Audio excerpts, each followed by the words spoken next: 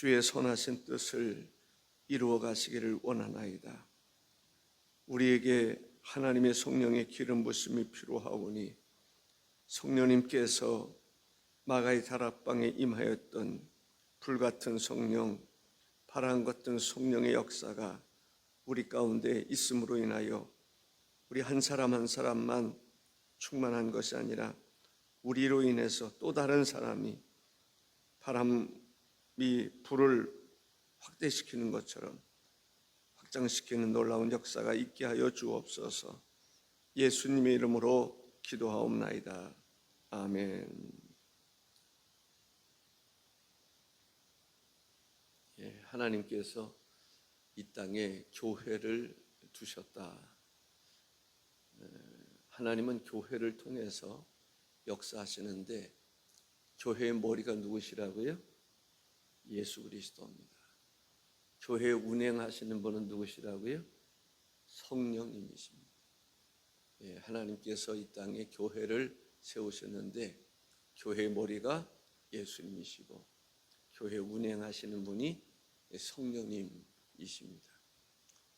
하나님께서는 교회를 통해서 하나님의 구원의 역사를 이루시는 것을 볼 수가 있습니다. 그래서 모든 성도들은 누구를 위해서 기도해야 돼요? 교회를 위해서 기도해야 합니다. 교회를 위해서 기도하는 것이 나를 위해서 기도하는 것이기도 하고 교회를 위해서 기도하는 것이 주님과 하나님을 영화롭게 하는 일에 있어서도 중요하다라고 하는 것을 볼 수가 있습니다. 교회를 위해서 기도하는 것이 곧 교회 성장과 관련이 있기 때문에 교회 성장을 위해서 기도하는 것, 곧 교회를 위해서 기도하는 것입니다. 교회가 부흥하고 성장할 때 어떤 역사가 일어납니까? 교회로 인해서 성도들이 성장하고 부흥하는 것을 볼 수가 있습니다. 기도는 훈련이 되어 있어야 된다 이렇게 생각을 합니다. 훈련된 기도, 훈련이 되지 않은 사람의 기도는 힘들고 어려우면 포기하게 돼요. 그러나 훈련된 사람들은, 기도에 훈련된 사람들은 힘들고 어려울 때 더 열심히 믿음을 가지고 기도하는 것을 볼 수가 있습니다. 기도도 훈련, 하나님 말씀을 듣는 것도 훈련이 잘 된 사람들은 하나님 말씀을 잘 듣습니다. 훈련이 되지 않은 사람들은 하나님 말씀을 잘 듣지를 못해요. 영적인 전쟁을 하는데도 훈련된 사람들은 전쟁에서 끝까지 승리합니다. 나라를 지키는 군인들도 훈련된 사람하고 훈련되지 않은 사람하고는 차원이 다르다라고 하는 것을 알 수 있습니다. 오늘 기도에 관한 것인데 기도에 훈련이 필요하다. 오랫동안 기도하는 것도 훈련이 필요합니다. 사람마다 기도하는 것 보면 저 사람은 몇 분 정도 기도하면 이제 끝난다. 저 사람은 30분, 저 사람은 1시간. 기도할 때 얼마나 간절한 마음으로 기도하느냐, 훈련에 따라서 차원이 달라지는 것을 볼 수가 있습니다. 그래서 훈련이 필요하다라는 것입니다. 어렸을부터 훈련. 여러분들, 내가 훈련, 기도 훈련, 누군가를 통해서 훈련 받는 것도 있지만 혼자 기도 훈련이 내가 잘 돼 있는 사람이다, 아니다라고 하는 것을 한번 평가해 보시면 좋겠습니다. 나는 기도 훈련이 잘 된 사람이야. 나는 기도 훈련이 더 필요한 사람이야. 누구든지 더 필요하겠지만 어쨌든 기도에 훈련이 필요하다라는 것입니다. 일제시대 때에 신사참배를 강요하게 됩니다.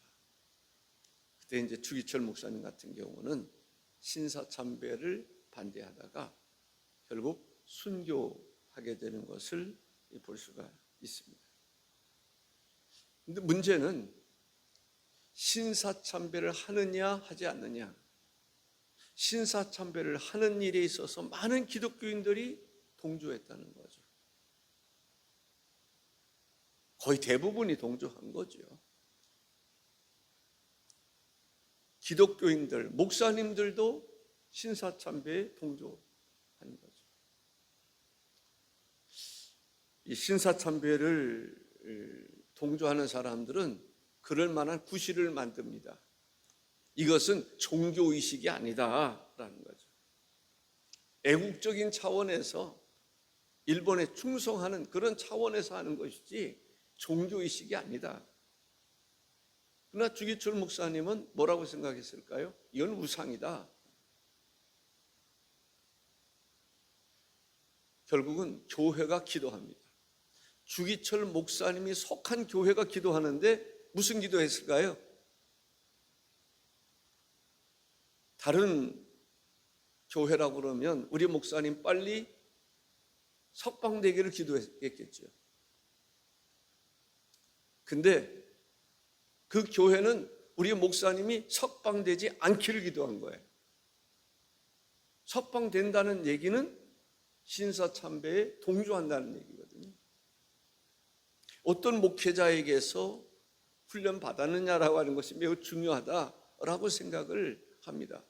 그만큼 지도자의 영향이 크기 때문에 바울 사도도 교회 지도자를 위해서 기도해라, 기도할 것을 요청하는 것을 볼 수가 있습니다. 무슨 기도를 할 것인가? 하나님 말씀에 든든히 서도록 기도해야 됩니다. 말씀으로 지도할 수 있도록 기도해야 된다라고 하는 것을 알 수가 있습니다.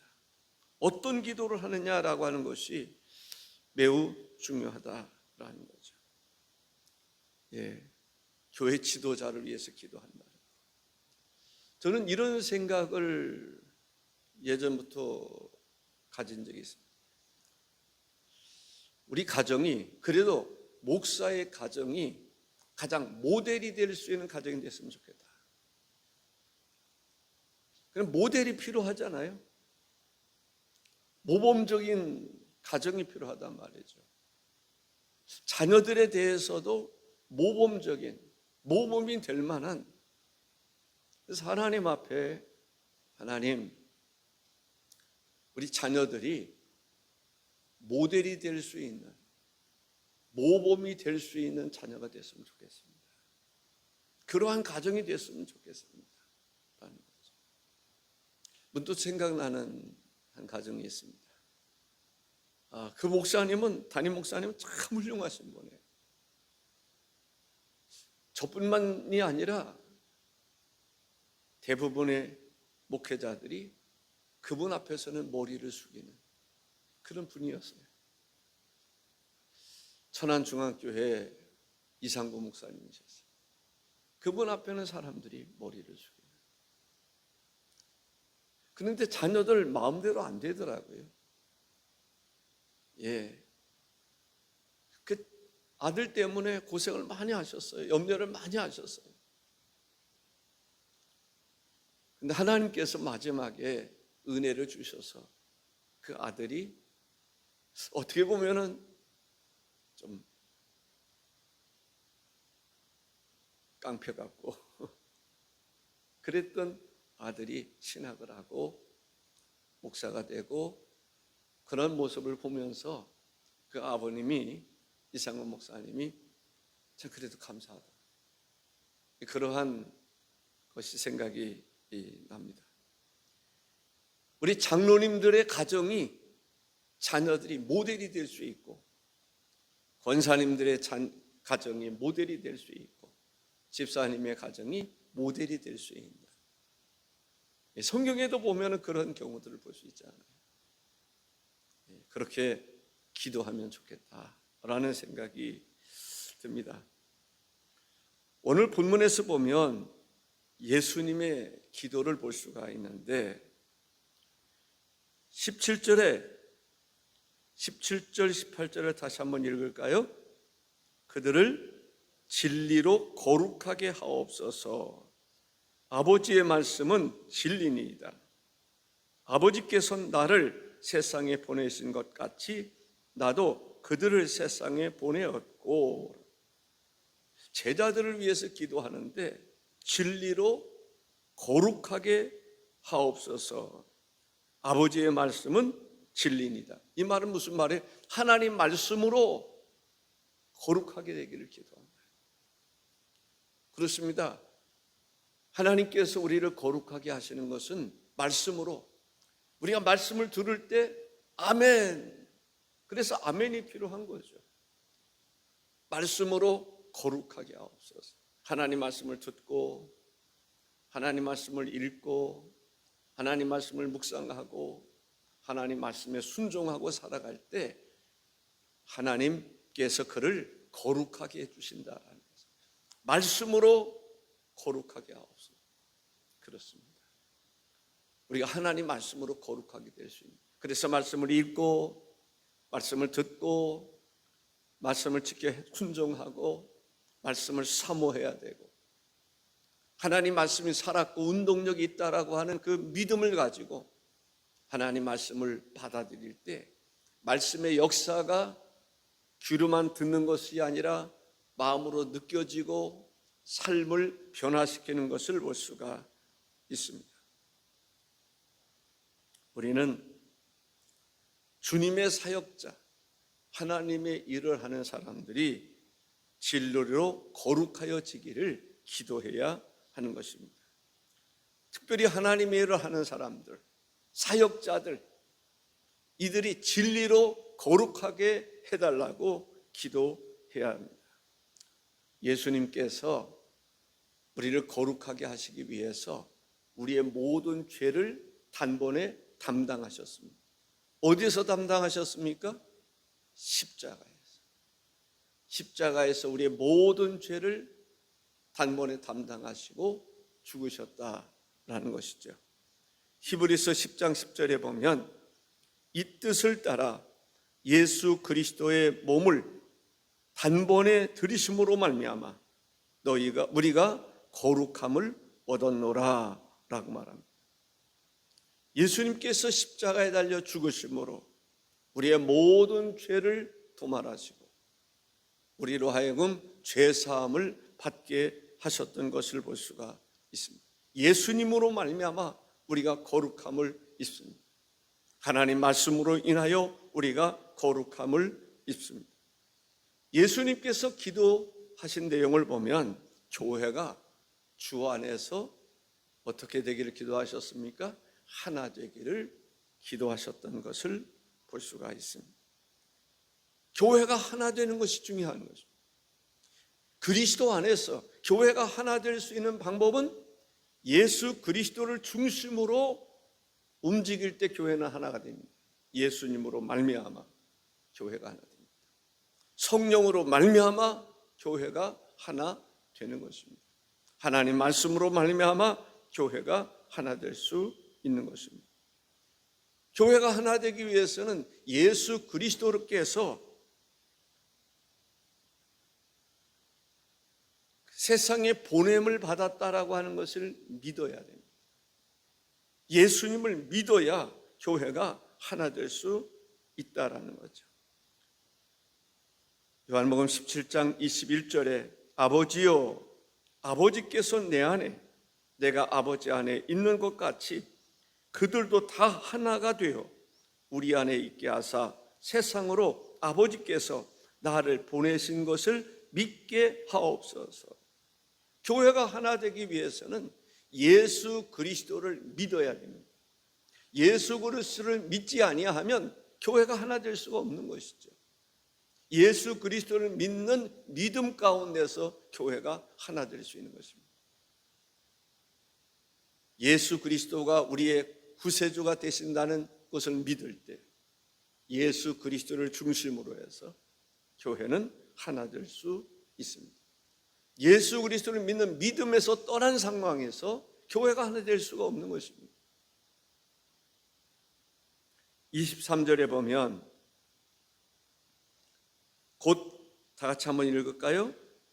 곧 내가 그들 안에 있고 아버지께서 내 안에 계시어 그들로 온전함을 이루어 하나가 되게 하려 함은 아버지께서 나를 보내신 것과 또 나를 사랑하심 같이 그들로 사랑하는 것을 세상으로 알게 하려 함이로소이다 라고 말합니다. 예. 하나님께서 그리스도를 사랑한다는 것을 알아야 돼요. 이는 내 사랑하는 아들이요 내 기뻐하는 자라 말씀하시지 않습니까?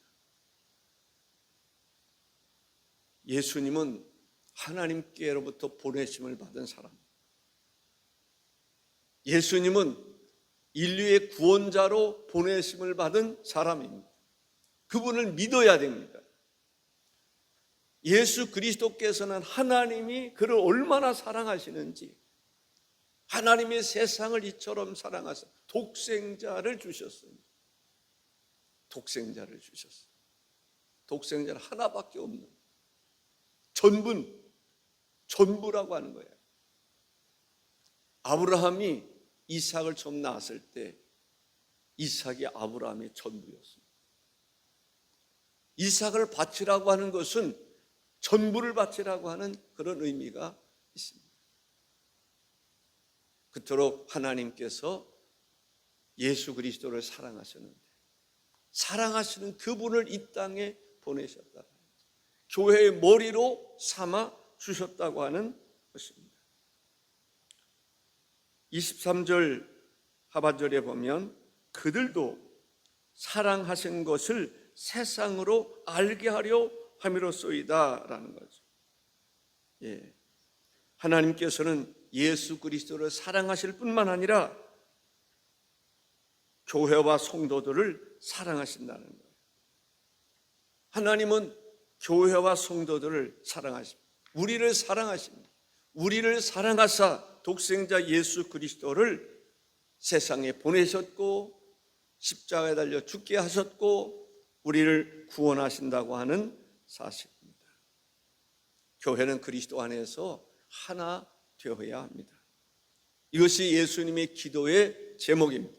교회가 가장 건강한 교회는, 가장 아름다운 교회는, 교회로서의 기능을 충실하게 하는 교회는 교회가 분열하는 것이 아니라 교회가 그리스도를 중심으로 하나 되는 교회가 가장 건강한 교회고 가장 복된 교회고 가장 아름다운 교회고 그런 교회가 가장 능력 있는 교회고 하나님을 영화롭게 하는 교회다라는 거죠. 하나 되지 않는 것은 건강하지 못한 거예요. 몸에 많은 지체가 있는데 지체가 하나 되지 못한다고 생각해 보세요. 그 건강할 수 있습니까? 불구자인 거죠. 하나 되지 못하는 교회는 불구자라고 보입니다. 손과 발이 같이 움직여야 되는데 눈과 손과 발 모든 기능이 같이 움직여야 되지 않습니까? 눈은 이쪽을 쳐다보는데 발은 이쪽으로 간다고 생각해 보세요. 그 정상적인 사람입니까? 정상적인 사람이지 않는 거죠. 교회가 마찬가지예요.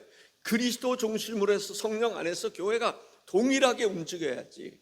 그런 교회가 건강한 교회입니다. 건강한 교회 되기 위해서는 예수 그리스도가 중심이 돼요. 중심 되신 그리스도. 교회의 중심이 예수 그리스도. 교회에 운행하시는 분이 바로 성령님. 성령님을 쫓아 하나님의 말씀을 따라 살아가는 교회가 크고 작고를 떠나서 그런 교회가 건강한 교회고 주님이 쓰시기에 합당한 교회다라고 하는 것을 알 수가 있습니다. 우리는 기도하는 사람이 되어야 합니다. 가장 아름다운 교회. 그래서 성전을 이끌어서 뭐라고 말합니까? 내 집은 만민이 기도하는 집이라고 해요. 기도가 살아있는 교회는 놀라운 역사를 기대할 수가 있습니다.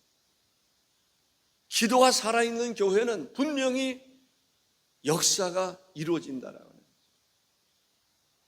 기도에 힘쓰라라고 말합니다. 기도를 위해서 때로는 부부도 분방할 수 있다라고 얘기를 합니다. 기도가 그만큼 중요한 것을 볼 수가 있습니다. 기도 외에는 이러한 유의 능력이 나갈 수 없다. 귀신을 쫓아낼 수 있고 병든 자를 고칠 수 있는 능력을 어떻게 받는다고요? 기도를 통해서 받는 거예요. 기도 외에는, 기도와 금식 외에는 이러한 능력을 기대하지 마라 라고 하는 얘기이기도 합니다. 어떤 사람에게 은사가 주어집니까? 기도하는 사람, 사모하는 사람에게 은사가 주어지는 것을 볼 수 있습니다. 능력이 주어지는 것을 볼 수가 있습니다. 기도하는 교회가 되도록 우리 모두가 참여하는 거죠. 기도하는 일에 참여하는 거예요. 무시로 성령 안에서 기도하는 그러한, 그래서 기도는 끊임없이 릴레이 기도, 부흥하는 교회들 보세요. 릴레이 기도하는 그런 경우들을 볼 수가 있습니다. 꼭 릴레이 기도가 전부는 아니지만 그 얘기는 기도가 24시간 교회가 기도하는 교회가 되기를 원하는 것이죠. 성경 필사 참 중요한 것, 좋은 것 같아요. 누가 보더라도 감동이 되잖아요. 기도실에 기도하는 사람들이 무시로 계속 기도하고 있다? 그럴 거예요. 기대가 되는. 누구를 위해서 기도할 것인가? 바울 사도는 우선 목회자를 위해서 기도할 것을 이야기합니다. 목회자를 위해서 기도하라. 영적인 침체가 올 수 있거든요. 지도자도 영적인 침체가 올 수 있어요. 여러분들 사역자들, 그 다음에 무슨 얘기합니까? 사역자들을 위해서 기도하라. 여러분들 하나님의 일 하다 보면 영적인 침체가 올 수 있어요. 어려움이 있을 수 있어요. 힘들 때가 있어요. 그렇기 때문에 그들을 위해서 해줄 수 있는 가장 좋은 것은 뭐예요? 기도해 주는 거예요. 기도로 협력하는 거예요. 기도로 협력한다는 것은 사실은 모든 것을 협력한다는 거예요. 정말 누군가를 위해서, 지도자를 위해서 기도한다는 것은 기도해 주는 사람들, 기도하는 사람들은 협력자가 될 수밖에 없습니다. 목회자를 위해서 기도하는 사람 치고 목회에 협력하지 않는 사람이 있을까요? 없어요. 목회자를 위해서 기도하지 않는 사람들, 제대로 협력해 주는 사람이 있을까요? 없어요. 협력하지 않는 사람들을 보면 목사를 위해서 기도하지 않는 사람들이 가능성이 없습니다. 기도하지 않으니까. 기도를 해주는 사람들을 보면 협력자가 돼요. 여러분들 사역을 위해서 마찬가지입니다. 교회 사역자들을 위해서 정말 기도하는 사람들은 사역에 협력할 수밖에 없어요. 터치전도 그 사역을 위해서 기도하면 협력이 될 수밖에 없는 거죠. 교회를 신방하거나 협력, 기도가 그만큼 중요해요. 욥이 힘들 때가 있었습니다. 언제 힘들었을까요? 지병이 찾아왔을 때, 재난이 찾아왔을 때 힘든 거죠. 지도자들도 병에 걸릴 수 있어요. 재난을 겪을 수 있어요. 욥기서 3장 21절에 보면 이러한 자는 죽기를 바라도 오지 아니하고 땅을 파고 숨긴 보배를 찾음보다 죽음을 구하는 것을 더하다가 죽기를 청한다는 거예요. 죽을 지경, 죽고 싶다. 그러한 어려움에 직면할 수 있다라는 거예요. 지도자들도 정말 죽고 싶다. 하나님 차라리 빨리 좀 데려가셨으면 좋겠다. 그럴 지경에 이를 수 있는 것입니다. 누가 그런 지경에 이르렀어요? 생각나는 사람 혹시 있습니까? 성경에? 엘리야입니다. 엘리야, 하나님 편에 서서 싸울 때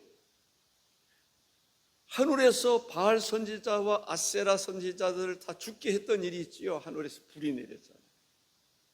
그 이후에 이세벨이 어떤 태도를 취합니까? 그들처럼 내가 선지자들을 다 바알 선지자를 죽였던 것처럼 내가 너를 죽이리라. 그때 엘리야가 도망치게 됩니다. 요한복음 열왕기상 19장 4절에 보면 자기 자신은 광야로 들어가 하룻길쯤 가서 한 로뎀 나무 아래에 앉아서 자기가 죽기를 원하여 이르되 여호와여 넉넉하오니 지금 내 생명을 거두시옵소서.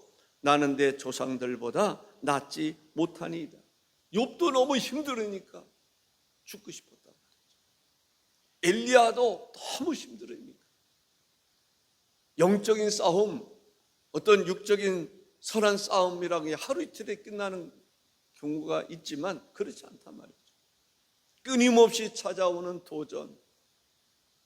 그랬을 때 다윗의 경우는요, 사울이 그렇게 다윗을 죽이려고 하지만은 그에게는 뭐가 있어요?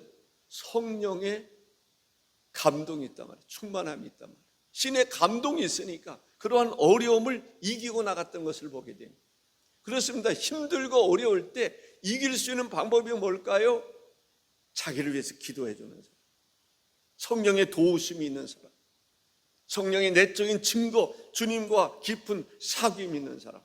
바울이 됐든지 베드로가 됐든지 옥중에 갇혀 있을 때에 그가 찬송할 수 있었던 것은 어떤 이유에서 있을까요? 하나님의 신의 감동이 있었어요. 그것을 이기고 나갔던 것을 볼 수가 있습니다. 그런 것이 없는 경우들이 있단 말이죠.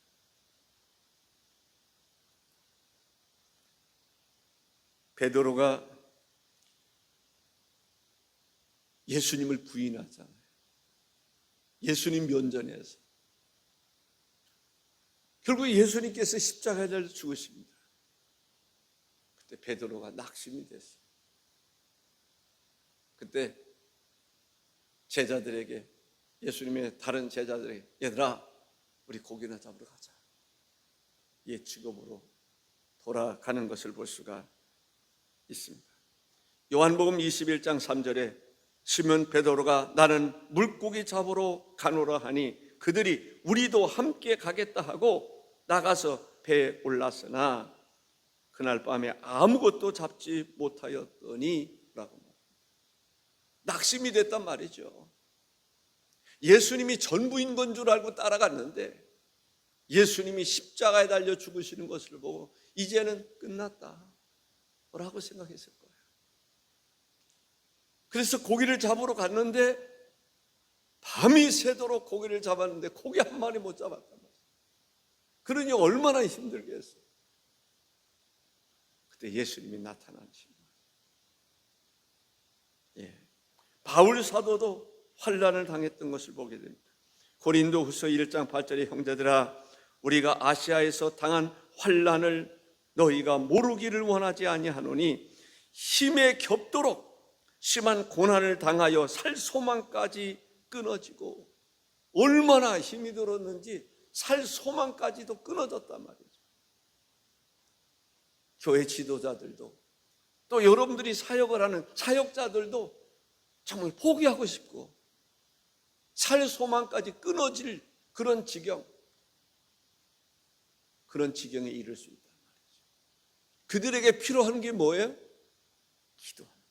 기도로 협력하고 때로는 물질로 협력하고 서로 사역을 함께 도울 수 있는 그러한 도움이 사역자들에게 큰 힘이 되고 위로가 되고 평안이 되고 보람이 되고 다시 한번 대도전할 수 있는 그러한 용기가 생기는 것을 볼 수가 있습니다.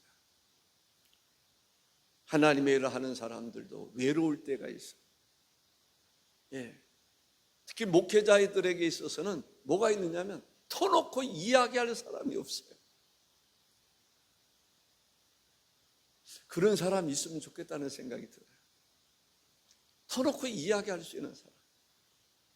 정말 1년에 두세 차례라도 어느 때는 정말 여행을 하면서 아니면 꼭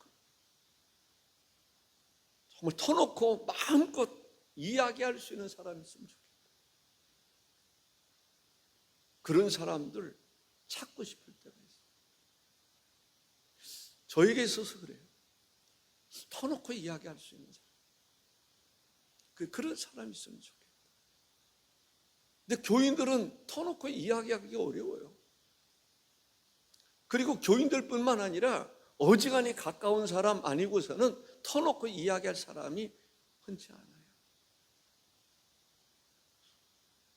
그래서 그러한 외로움, 여러분들도 그럴 수 있지 않아요? 여러분들도 하나님의 하다 보면 마음껏 터놓고 이야기하고 싶은 사람 필요하지 않습니까? 특히 사역자들에게 있어서도 외로움이 있을 때, 그게 바울이 됐든지 베드로가 됐든지 엘리야가 됐든지 욥이 됐든지 터놓고 이야기할 수 있는, 욥이 친구들이 왔을 때 터놓고 이야기하고 싶었을 거예요. 근데 친구들이 터놓고 이야기할 수 있는 친구들이 아니었다. 오히려 힘들고 어려운데 자기를 위로해 준다고 생각하는 그 사람이 정죄하고 지적하고, 사역하는 사람이 정죄하고, 물론 부족하니까 그럴 수 있어요. 무슨 위로가 되겠어요? 무슨 힘이 되겠어요? 우리가 살아가는 삶 속에서도 그러한 대상이 필요한데 결국은 누구에게 갑니까? 하나님께 가요. 예수님께 가는 것을 볼 수가 있습니다. 물론 하나님도 필요하고 예수님도 필요하고 성령님도 필요하죠. 그럼에도 불구하고 같이 뜻을 나눌 수 있는, 이야기를 나눌 수 있는 것이 중요해요. 때로는 여러분들이나 사역자들이 일을 하다가 스트레스를 많이 받는 경우들이 있어요. 하다가 포기하고 싶은 생각이 들 때가 있어요. 엘리야도 그런 사람. 근데 하나님께서 그를 다시 일으켜 세우시는 것을 볼 수 있습니다. 누구를 통해서? 까마귀를 통해서. 사람도 아닌, 사람은 어떤 상황입니까? 엘리야가 터놓고 이야기할 수 있는 사람이 없어요. 하나님께서 까마귀를 통해서 역사하시는 것을 볼 수 있습니다. 그래서 하나님께서 우리를 위로해 줄 때, 스트레스를 받았을 때 위로해 줄 때는 꼭 사람만이 아니에요. 자연인일 수 있어요. 새소리, 그런 것도 있을 수 있어요. 동물일 수도 있어요. 어쨌든 심지어는 하나님을 하다가 우울증에 이르는 경우들도 있어요. 참 힘들고 어려울 때. 정말 그럴 때 필요한 게 뭘까요? 영적인 전쟁 같은 것을 경험할 때가 있습니다.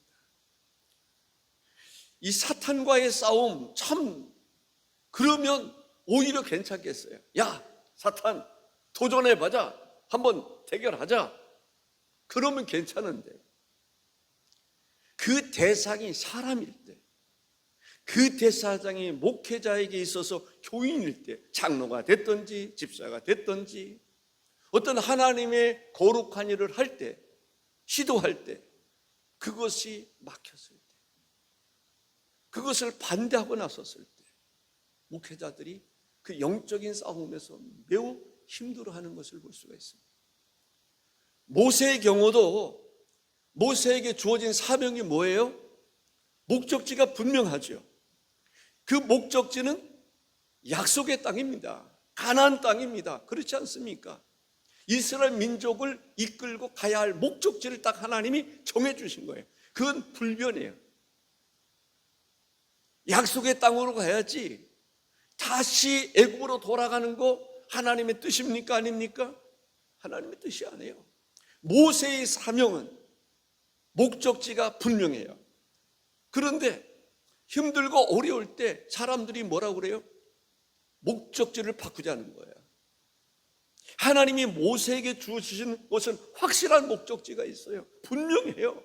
약속의 땅, 그 후손들이 그곳에서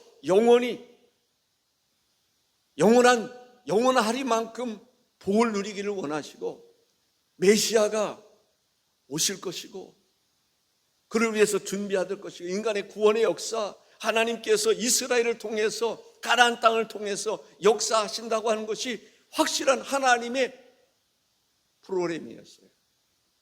변경이 안 돼요. 그런데 사람들은 힘들고 어려울 때 거기로 가지 말고 다시 돌아가자. 모세는 동의할 수 없습니까? 없습니다. 그랬더니 저 모세 죽이자. 죽여서라도 우리가 지도자 딴 사람 세워놓고 다시 가자. 12사람의 정탐꾼을 보냈을 때에 그들의 반응이 어떻습니까? 정말 간담을 서늘하게 하는 그런 반응이죠.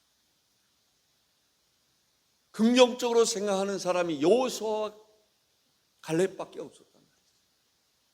나머지는 무슨 말이냐?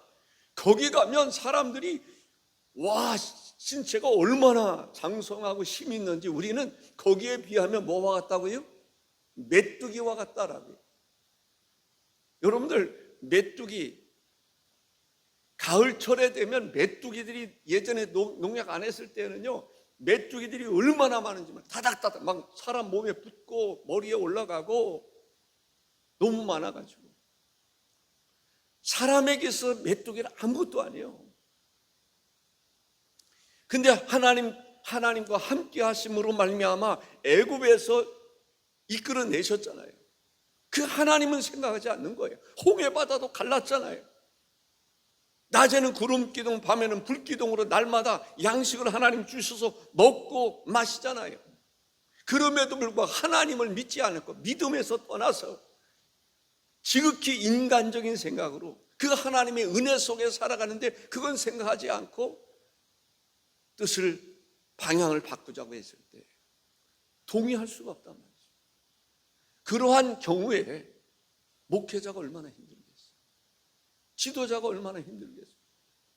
목적지가 분명한데 사람들은 그게 아니라는 거예요. 성전을 건축할 때에도 마찬가지지 않았습니까? 이스라엘 백성들이 바벨론에서 올 때는 와, 우리가 성전 건축하자. 그들이 온 것 가운데 1순위가 성전 건축이었습니다. 그런데 이런저런 이유로 지연되고 자기 집 짓고 살다 보니까 성전 건축하자니까 지금 때가 아니다. 우리 먹고 살기도 부족한데 우리 집 짓다 말고 어디로 갈까? 어디다 투자할까? 우리 집에다 투자해야지. 그러면서 성전 건축을 미룬단 말이죠. 그럴 때 하나님께서 보실 때 어때요? 그들에게 축복이 이르지 않아요. 성전을 건축하면 그들이 복을 받을 텐데 때가 안 된다는 거예요. 그럴 수 없다는 거예요. 그런 형편이 못 된다는 거죠. 그랬을 때 선지자들을 통해서 그들에게 말씀하시고 가르치고 그랬던 것을 볼 수가 있습니다. 지도자가 스트레스 받는 것이 물증에 걸리고 자포자기하고 포기하고 싶을 때가 언제냐? 바로 사람들과의 관계에서 가로막혔을 때, 그게 가장 힘든 것이 아닐까라는 생각이 듭니다. 우리가 다분히 단지 목회자뿐만 아닙니다. 영적인 일, 사명자가 그 사명을 감당하는 일에 있어서 크고 작은 어려움이 있단 말이죠. 그랬을 때 무엇이 필요합니까?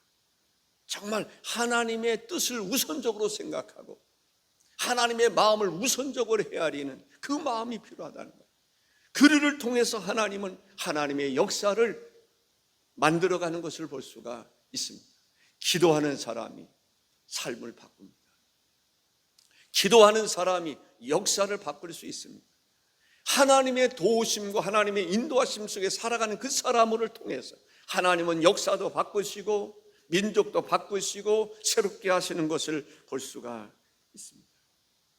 우리는 기도해야 됩니다. 예수님께서 기도하셨던 내용을 생각하면서 거룩하게 되기를 기도해야 됩니다. 구별되기를 기도해야 됩니다. 우리가 하나님의 일을 감당하는 데 있어서 낙심하지 않도록 기도해야 됩니다. 사명자가 돼서 우리를 향한 하나님의 뜻, 교회를 향한 하나님의 뜻이 무엇인가를 확실히 알고 그 방향을 향해서 나갈 수 있어야 됩니다. 하나님의 나라 확장을 위해서 하나님께서 무엇을 원하시는가? 교회를 통해서 역사하시는데 지금 목회자를 통해서 역사하시고 사역자들을 통해서 역사하시고, 그 사역자가 집사가 됐든지 권사가 됐든지 장로가 됐든지 목사가 됐든지 하나님의 일에 사역자 중심이어야 돼요. 직분만 가지고 아무것도 하지 않으면 그 무슨 의미가 있겠어요?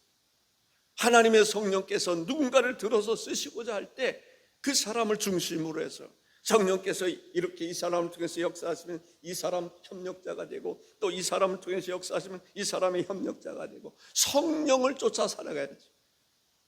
우리가 장로님들인데, 우리가 집사님들인데, 우리가 여전도회인데, 남선교회인데, 그런 것이 오히려 하나님의 일을 방해할 수가 있어요.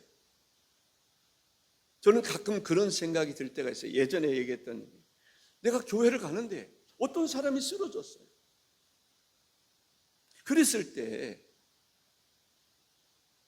내가 교회 목사로서 예배를 인도해야 되는데 이 사람을 도우면 예배에 내가 참여 못할 수도 있잖아요. 그럼 교인들이 뭐라고 생각하겠어요? 목사님이 올 때 기다리는데 안 온단 말이죠. 그때 어떤 결정을 해야 되느냐? 여러분들은 어떻게 생각해요? 목사님이 그러니까 모든 것 제쳐놓고 와야 된다라고 생각하는 사람이 있을 수 있을 거예요. 그럼 그 사람이 죽거든요. 그것이 이제 목회자에게서 갈등의 문제죠. 우리가 하나님의 일을 할 때 일반적으로 생각할 때는 이것이 하나님의 일이라고 생각하지만 하나님은 그렇지 않을 수도 있거든요. 강도 만난 이웃을 이야기하잖아요. 그 사람 도와주면 또 주막으로 인도하고 그러는 과정에서 자기가 가야 될 길 늦을 수 있단 말이죠. 뭔가를 포기해야 될 때가 있을 수 있어요. 그러나 그런 가운데 주님이 원했던 것은 그 사람 살리는 거죠. 영혼을 살리는 거예요. 교회의 방향이 가장 중요한 것은 영혼을 살리는 것, 하나님의 복음 증거하는 것이 가장 우선적이란 말이죠. 성령 받으면, 권능을 받고 예루살렘과 온 유대와 사마리아 땅끝까지 이르러 전도하는 것이 하나님의 뜻입니다. 그 일의 중심에 있는 사역자들을 위해서 교회가 기도해야 됩니다. 그래서 사역이 멈추지 않도록. 아멘. 우리 기도하겠습니다. 오래간만에 우리 강재승 권사님 나오셔서 너무 반갑습니다. 기도하겠습니다. 존귀하신 주 하나님, 이 시간 강재승 권사님 하나님 앞에 감사의 예물을 올려드립니다. 오늘의 말씀 가운데서도 주님의 임재와 역사가 함께 하셔서 은혜 가운데 우리가 거할 수 있도록 인도해 주옵소서. 주님께서 기도했던 기도의 내용들을 돌이켜보면서 오늘 우리들은 어떤 기도를 할 것인가를 생각할 수 있게 도와 주옵소서. 주의 종이라 하지만 때로는 설교를 하면서 실수할 수 있고 뜻을 설득력 있게 설교하지 못할 수도 있습니다. 우리 하나님께서 은혜를 주셔서 우리 모두가 말씀으로 은혜 받는 시간이 될 수 있도록 역사해 주옵소서. 강재승 권사님 하나님 영역이 강건함을 얻을 수 있게 해주시고 행하는 모든 삶 가운데 하나님의 은혜와 진리로 충만케 하시고 이 시간 각자 기도하고 돌아갈 때에 우리 하나님의 임재와 역사가 함께 하실 줄로 믿습니다. 모든 영광 주께 올려드립니다. 예수님의 이름으로 기도하옵나이다. 아멘.